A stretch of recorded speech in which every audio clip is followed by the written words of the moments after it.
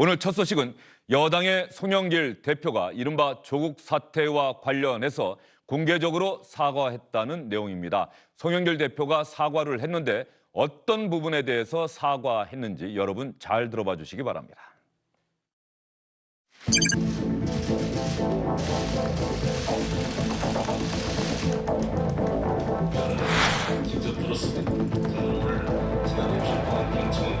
부동산, 백신 등 민생 문제 이외에도 많이 주신 의견이 내로남불과 언행 불일치의 문제였습니다.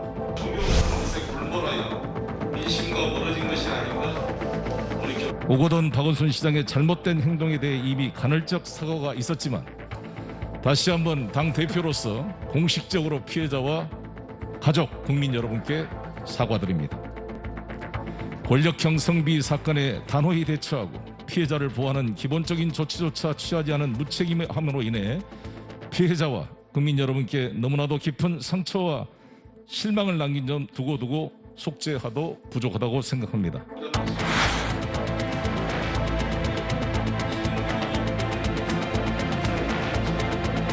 조국 전 장관과 관련해서 법률적 문제는 재판이 진행 중인 상황으로 결과를 지켜봐야 할 것입니다. 조국 전 장관 가족에 대한 검찰 수사의 기준은 윤석열 전 검찰총장의 가족 비리와 검찰 가족의 비리에 대해서도 동일하게 적용되어야 할 것입니다. 조국 전 장관의 최근 일부 언론이 검찰의 주장을 일방적으로 받아쓰기 하며 융단 폭격을 해온 것에 대한 반론 요지서로 이해하고 있습니다. 법률적 문제와는 별개로 자녀 입시 관련 문제에 대해서는 조국 전 장관도 수차례 공개적으로 사과했듯이 우리 스스로도 돌이켜보고 반성해야 할 문제입니다. 민주화 운동에 헌신하면서 공정과 정의를 누구보다 크게 외치고 남을 단죄했던 우리들이 과연 자기 문제와 자녀들의 문제에 그런 원칙을 지켜왔는지 통렬하게 반성해야 한다고 생각합니다. 민주당은 국민과 청년들의 상처받은 마음을 헤아리지 못했던 점을 다시 한번 사과드립니다. 송영길 대표의 사과가 나온 이후에 민주당 내부 분위기는 어떻습니까? 전반적으로 동의하는 분위기입니다. 일반적으로 한두 분들이 이렇게 뭐 다른 의견을 내는 분도 있긴 있습니다만은 지금은 이 상황을 전환해야 될 시기인가 아닌가. 이 흔히 하는 이 조국 교수의 잘잘못에 대한 논쟁은 이제는 좀 끝내야 된다라는 그런 측면에 동의가 되었고요. 또 이 송영길 대표가 대표 취임하자마자 뭐 단순간에 뭐 일주일 만에 한 것도 아니고 한 달 가까이 이 민심을 경청했기 때문에 그 정중함, 진중함이 갖는 무게도 있기 때문에 약간의 뭐 당에 다른 의견이 있더라도 곧 정리되지 않을까 뭐 이렇게 기대를 해봅니다. 네. 예. 김남국, 김용민 의원, 조국 전 장관을 옹호했던 의원들은 계속해서 이런 이야기를 해왔어요. 왜 이걸 민주당이 사과를 하느냐. 조국 전 장관의 문제이고 그런데 이걸 당이 사과해서는 안 된다. 조국 전 장관은 검찰의 일방적인 수사에 의해 희생됐던 것이고 탄압을 받았던 것이고 이번 책을 통해서 나름대로 진실을 밝힌 것 아니냐 또 이렇게 주장을 해왔었는데 뭐 그 주장도 일리가 있다고 생각합니다. 저도 뭐 개인적으로 그 주장에는 동의를 하는 편입니다만은 이게 당대표라고 하는 것은 결국 어떤 진영 내에 있는 누군가의 현상이라는 것도 득표에 영향을 미치는 상황인 거고 지지율에 영향을 미치는 상황이기 때문에 총체적으로 책임지고 발언해야 되기 때문에 저는 송영길 대표가 이렇게밖에 할 수 없었다라고 이렇게 뭐 말씀드리는 게 정확할 것 같습니다. 예. 자, 지금 국민의힘에서는 오늘 송영길 대표의 사과와 관련해서 궤변이다. 이게 무슨 사과냐 이렇게 또 평가절하는 모습을 보였는데 장성철 소장 생각은 어떠세요? 사과 잘 하셨죠. 용기 있는 사과라고 생각을 합니다. 본인이 당대표지만 이 조국 사태와 관련해서 친문 강성 지지층들은 사과하지 말라고 계속 욕을 했어요. 문자 폭탄도 보내고. 그런데 사과했다는 것 자체가 큰 용기 있는 선택이셨다라고 생각이 들고 저렇게 사과한 거에 대해서 뭐 궤변이다 이런 식으로 폄하하는 것은 좀 공격을 위한 공격이 아니냐라는 생각이 듭니다.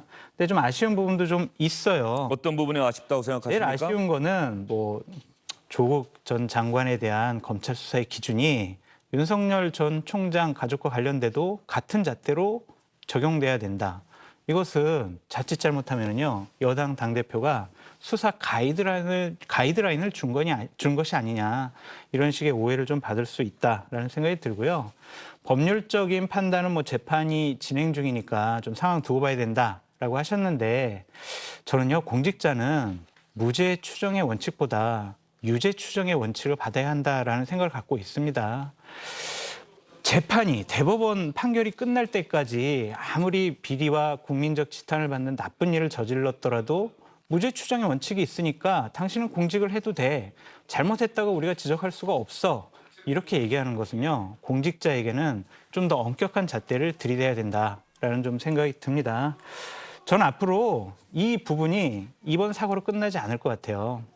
두 가지 문제인데 네. 하나는 강성 당원들이 과연 가만히 있을 것이냐, 문자 폭탄을 통해서 이 부분에 대해서 문제 삼을지 않을 것이냐, 그런 것과 후속 조치가 저는 주목이 됩니다. 내로남불 반성한다고 했습니다. 하지만 여러 가지 잘못된 일들에 대해서 송영길 대표가 리더십을 갖고 잘 처리할 수 있는지 두고 봐야 할 문제다. 그래야 사과의 진정성을 우리가 알 수 있다라고 말씀드립니다. 민주당 송영길 대표의 말씀을 겸허히 받아들인다. 조국의 시간에는 물론 그 이전에도 저는 같은 취지의 사과를 여러 차례 했습니다. 민주당은 이제 저를 잊고 부동산, 민생, 검찰, 언론 개혁 작업에 매진해 주시기를 바람하지 않습니다. 저를 밟고 전진하십시오. 저는 공직을 떠난 사인으로 검찰의 칼질에 도륙된 집안의 가장으로 자기 방어와 상처 치유에 힘쓸 것입니다.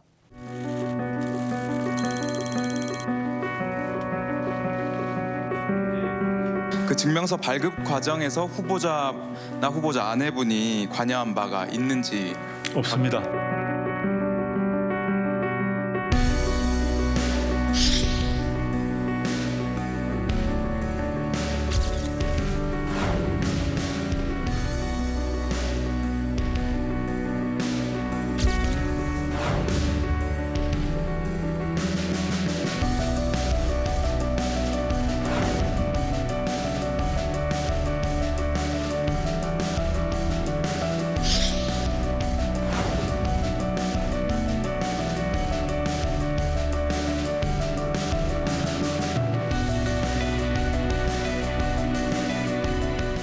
임찬영 기자 들어올 때 보니까 조국의 시간을 예, 사셨군요. 다 읽으셨습니까? 예, 다 읽었습니다. 이거 예. 제가 사가지고 이틀 전에 사가지고 읽었고요.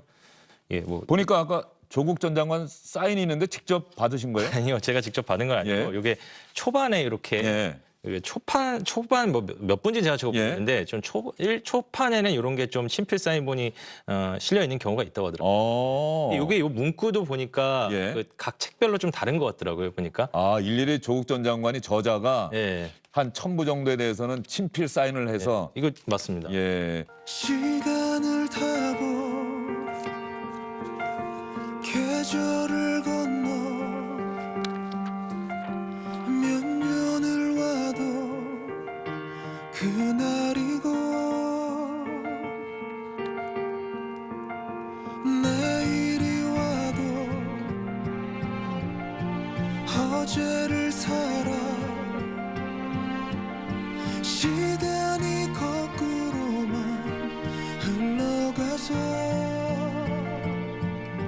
K.U.일 씨가 부른 시간은 거꾸로 흐릅니다. 이루어지지 못한 사랑의 아픔을 반추하는 그 시간을 거슬러 올라가면서 시간이 거꾸로 흐른다 이렇게 표현을 했는데요. 조국 전 장관은 책을 통해서 책을 내면서 그런 이야기를 했죠. 오늘 민주당 송영길 대표가 공개적으로 사과를 했더니 저를 밟고 가십시오.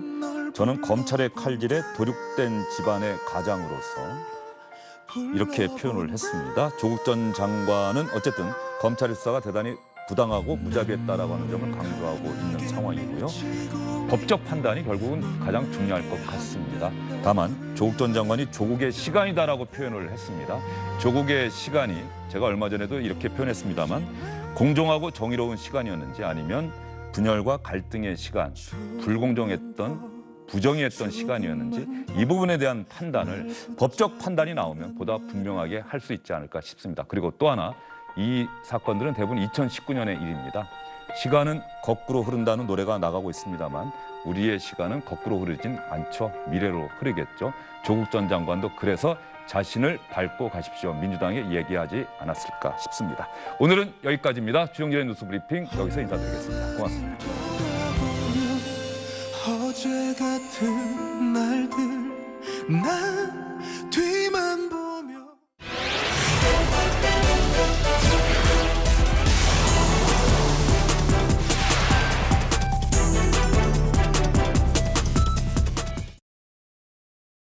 안녕하십니까, 주영진입니다. 더 많은 뉴스와 라이브 이벤트를 보고 싶으시다면 화면 오른쪽을 눌러서 구독해 주시기 바랍니다. 저희 SBS 앱을 다운로드 받으시면 뉴스 속보 알림도 받아보실 수 있습니다. 텔레비전으로도 SBS 뉴스, 유튜브로도 SBS 뉴스 잊지 마시기 바랍니다.